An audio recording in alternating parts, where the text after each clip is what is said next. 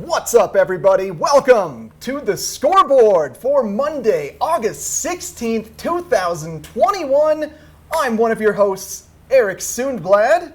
I'm Maddie Evans. Alongside Maddie Evans, our resident sports giggle fester. Good stuff, always bringing the flavor. We got a great scoreboard in store for you this evening. The kickoff of fall sports is right around the corner, so I had to roll through to Battle Mountain High School and speak with their soccer coach, David Cope. Plus, we've got a great interview with US Ski and Snowboard team. Not an athlete this time, but a nutritionist, the director of high performance.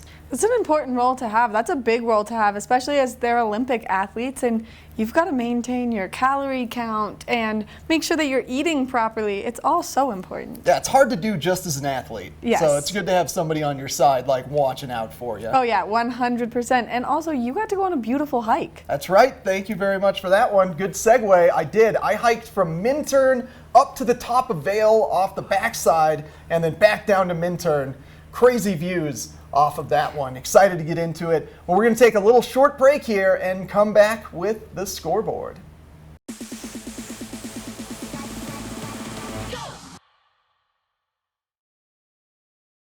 Welcome back to the scoreboard, friends. Well, thanks to our side team in Park City, part of Scoreboard Nation, we are able to secure some amazing interviews with US Ski and Snowboard teamed athletes and staff members. And this week, we spoke with Jillian Bowers. She is the Director of High Performance for US Ski and Snowboard team. That involves nutrition management, exercise and training management, as well as keeping the athletes safe during the current COVID-19 pandemic. So let's head on up to Park City, catch up with Ryan Kostecka and Jillian Bowers, and find out how she kept the athletes safe and in tip-top performance.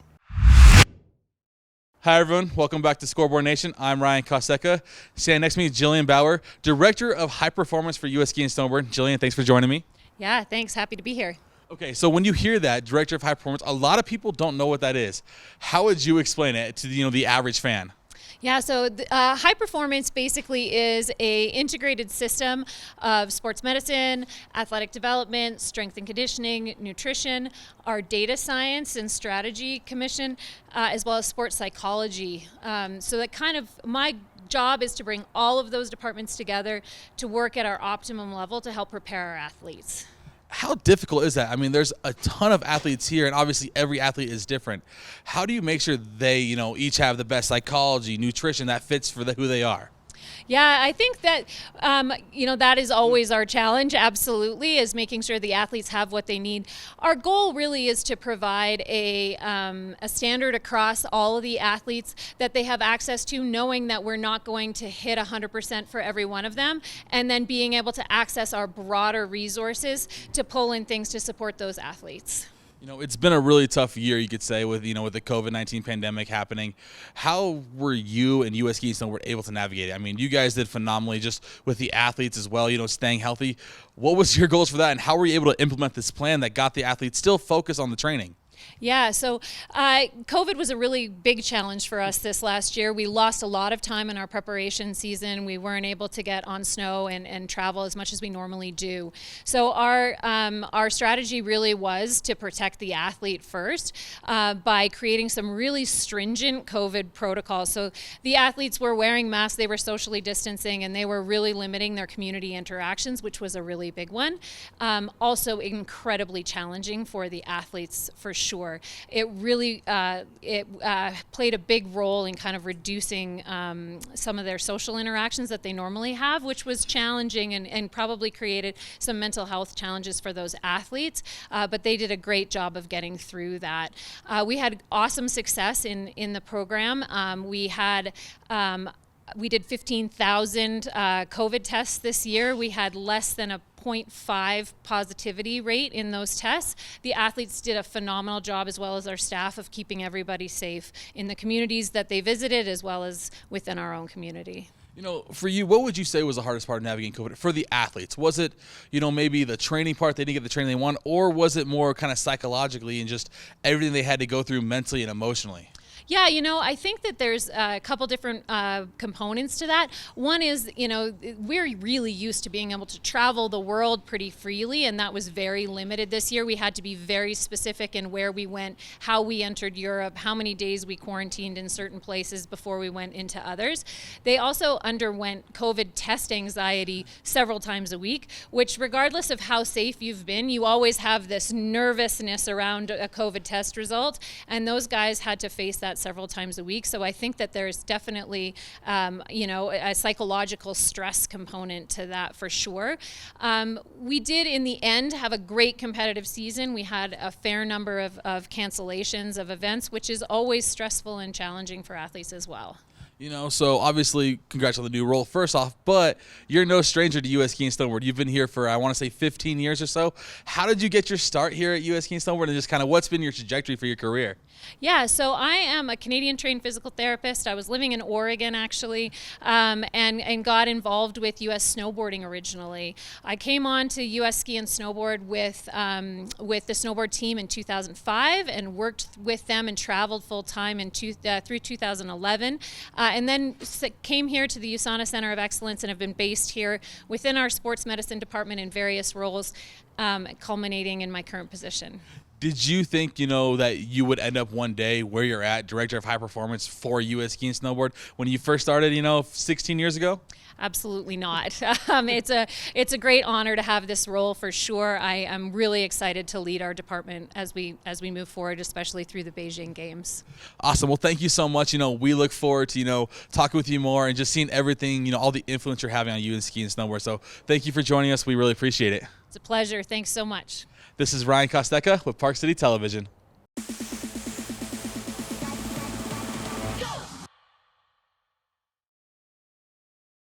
Welcome back to the Scoreboard, friends. With soccer kicking off this week, they've got their first games on Friday and Saturday. I wanted to head on down to the Battle Mountain Huskies soccer field and catch up with Coach David Cope. They have an incredible season last year, actually going undefeated in the regular season, and their only loss coming in the quarterfinals of the state playoffs. They also had a senior athlete that was the #1 scorer in their division and a junior athlete that's going to be a senior this year that was the #2 scorer. So they're looking set up for success this season, but I wanted to speak with Coach David Cope about what his plans are for maximizing the success of the Battle Mountain Huskies. Now let's head on down to the field and catch up with David Cope. After a stellar 2020 season, I had to catch up with Coach David Cope as well as Joseph and Sam here to talk about this upcoming season and just how spectacular the Battle Mountain Huskies are expected to be. First off, boys, how you guys doing today? Doing pretty good. Doing pretty good, yeah. Yeah? You excited about this evening's kind of special affair towards Addison? Yeah, we're very excited about it. Yeah. Very excited. So what does tonight's game mean for you guys, David? So this is a beautiful thing. Addison Smith was a player for our women's team and graduated in 2019. Tragically passed away in a car accident this summer. And we're bringing a lot of the soccer community together to honor Addison. And Lauren Mutter, who was a local educator at Vail Christian High School, and also a coach and was involved in the soccer community a lot. And so we're using the two of their names and the memory of them to have some fun tonight, play some soccer, and raise a little bit of money for a scholarship that'll fund a youth soccer player who wants to learn about the game and play the game and maybe play for one of the high schools one day. Yeah, well, it looks like a great turnout tonight. It's always great to see our community rallying together around any loss and kind of lifting each other up. So thank you guys so much for getting this together and supporting everybody. Yeah, it's fantastic. Craig Smith is a pastor at the Vail Church, and he's a community leader, and there's so much support for his family. And the Mutters have been involved in soccer and involved in their church and involved in so many youth things. And so, we really feel at times of tragedy how tight our community is, and so we're really proud of it. And these are two of our guys who've risen up, and they're seniors, and they're ready to lead us to a great season. And this is kind of an opening kickoff event for us. Yeah. So first games start off next week. What are you guys looking to carry forward from last season's great performance? Well, we lost a lot of good seniors last year, but we have a lot of this year's seniors that I think will do the job good this year. Okay. I think it's just sticking together through the hard times, you know. A lot of stuff is going to happen this year that's not going to go our way, and I think it's like how we react to that that's going to be important for us compared to last year. Yeah. I think with this group too, we've grown up playing with each other since we were like 8 years old, so the connection is really strong, so I think that'll carry us through far this year. Is that something that Coach Cope kind of preaches to you guys, is to stay level-headed through any of the ups and downs? Does that really help you guys maintain success? Yeah, I think it does. Yeah, it definitely For sure. does, yeah. Yeah. So you guys, you're coming back. Is this your senior years? Any opponents that you guys are familiar with that you've got like star marked on the calendar right now? I think it's just those Denver teams coming down, you know. It's always fun playing them because we know they're good and they're going to have really great players. So Yeah, a little bit bigger. Yeah. A little bit bigger players, so we're not really used to that. Playing last year, we didn't really play any big guys, and then as soon as we did, we didn't do too well. So. Yeah, well, I mean, you were undefeated in the regular season last year, so that's something to build off of for sure. Any kind of systems that you're driving in to help with the bigger teams? Yeah, we're working towards being able to stop counterattacks and being able to play against more physical players. And last spring, because of COVID, we weren't allowed to play any non-league games, and we had a really good non-league schedule that we had built. And this fall, we get to play those games. So we'll be playing 6 games against teams from outside of our region, and hopefully that'll prepare us a little bit better for the playoffs. You know, we were the #1 team in the state. We were 11-0 and lost in the quarterfinal. There's no shame in that. But this year, this group wants to take it a step or two further. So Yeah. So your first 2 games, you're back-to-back this upcoming weeks against non-league opponents. Any preparation that's gone into those guys? I think it's just working hard in practice, you know. Yeah. Just looking forward to it and enjoying every second of it. Okay. Yeah, I feel like we got to treat every game as if it's our big Denver team that we're playing, so we're going to probably stick with that all year. Yeah. Well, you definitely have 2 big Denver teams coming up this weekend. So best of luck to you guys. And then one thing I noticed kind of at the end of the season in girls soccer season, you played a really great ball possession sort of game, a lot of pursuit. Yeah. Anytime the other team had the ball, you kind of boxed them out of it. Is that what's going to carry forward into boys soccer as well? yeah, that's our style. We like to keep the ball. We like to put pressure on other teams and try to win the ball back. And we are a possession-oriented team, and that's where we hang our hat. And we rise and fall with that. So we're really proud of the way these boys approach the game and the way they play. Excellent. Well, I'm so excited to cover you guys this year. I'll definitely be at the game this upcoming Friday and Saturday. Best of luck to you guys. Maybe I'll get you after, if you guys get a win, I'll get you guys for post-game interviews. Go get some goals, and hey, rock on, guys. Thank you guys so much for joining me. Keep tuning in to the Scoreboard for the latest on your Battle Mountain Huskies. Thank you. Let's go, Huskies!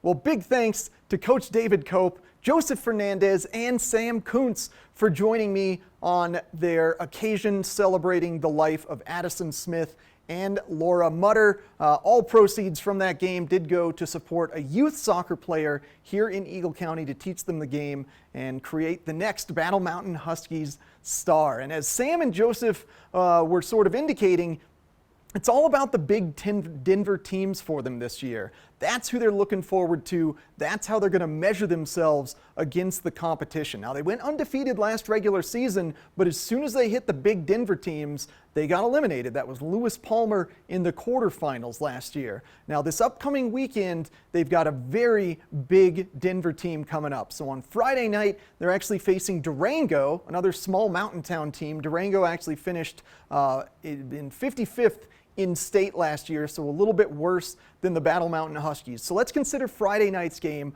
a warm-up game. That's Friday night at 6 p.m. And then the main event is going to be Saturday at 11 a.m. against Mullen. That is your classic big Denver team. They finished 11th in state last year. They did incredibly well, and that's going to be a big test for our Battle Mountain Huskies coming up this Saturday. So hopefully they don't use up too much of their energy on the Friday night game and they can come ready to play on Saturday. So I'm looking forward to an amazing weekend with the Huskies. Again, Friday, 6 p.m.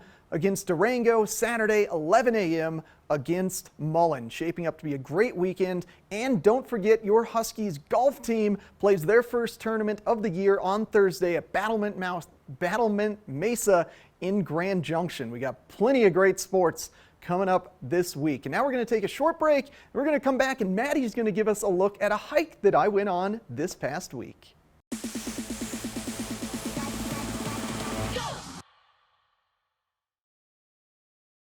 Welcome back to the Scoreboard. We teased you with this amazing hike that Eric got to go on this week, and I mean, these views are absolutely breathtaking. He started in Minturn, worked his way up to the backside of Vail Mountain, and then back down through Minturn. I'm so excited to see this hike, and I know that he's excited to show you, so stay tuned. We've once again returned to the town of Minturn. This is the third time that I've come to a trailhead in Minturn for our summer Scoreboard hikes. There's a reason for that. In my opinion, I think Minturn is the absolute hidden gem of our valley. Now you may be asking why I'm not going up trails on Vail Mountain or Beaver Creek Mountain. Well, that's because the Scoreboard is all about adventure, and I want to take you guys on some lesser known trails.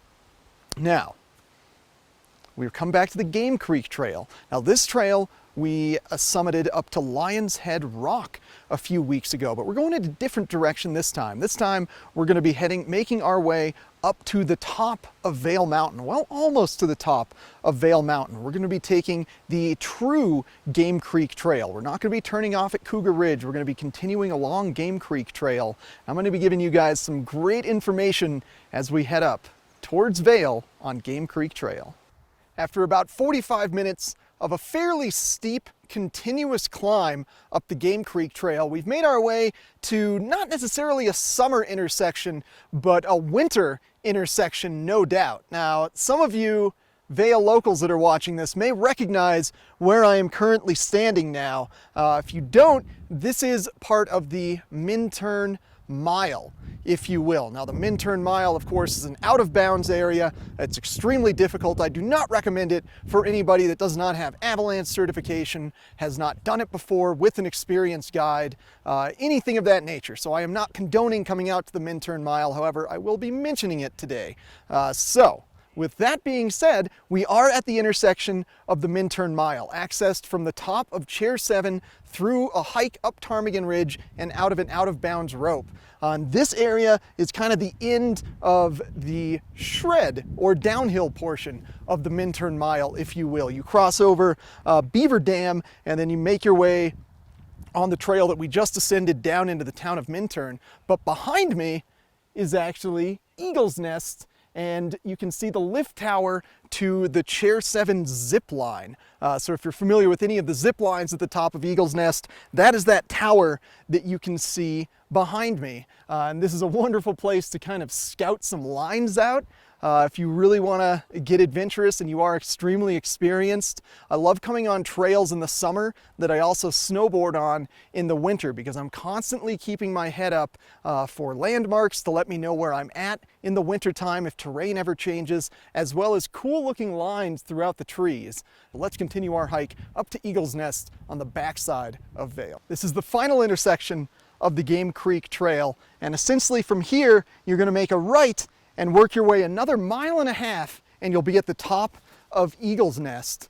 This has been a gorgeous hike, big time fields of wildflowers. As soon as you get past the beaver pond that we were at before, you make your way up a beautiful field of wildflowers, and it's just slow, mellow switchback. So this trail starts off gradually steep to very steep, very straight, bordering that beautiful calm river, plenty of places for the dog to jump in.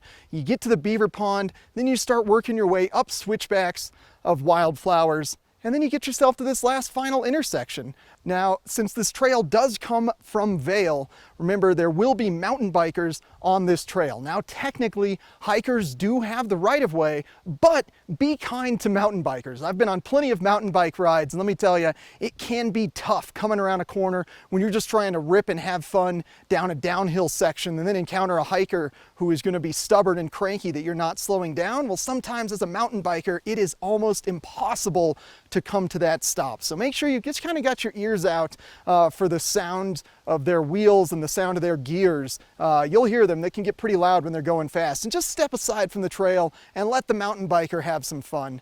Now, again, you do have the right of way as a hiker. The biker should be stopping for you, but let's be kind to everybody out on the trail. Let the downhill bikers rip, and you're going to enjoy an amazing hike from the town of Minturn all the way up to Vail and Eagle's Nest. Now, I'm going to turn around and come back the way we came, but here's a little secret.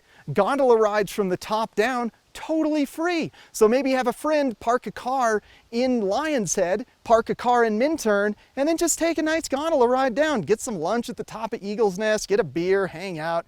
Good times. I'm telling you, the town of Minturn, not to be missed. Some of the best trails in Eagle County come out of the town of Minturn. Thanks for joining me today hiking the Game Creek Trail. We got plenty more Scoreboard coming up for you right after this.